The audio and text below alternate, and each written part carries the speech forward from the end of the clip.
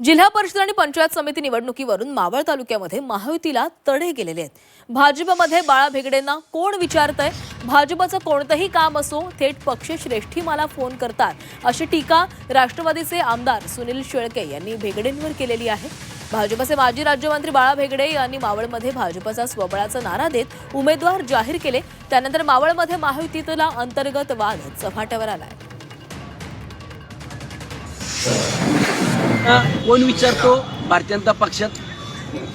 माझा प्रश्न आहे त्यांना आज ओपनली, बाळाभाऊ भेगडेंना भारतीय जनता पक्षात आणि गणेश भेगडेंना कोण विचारतं?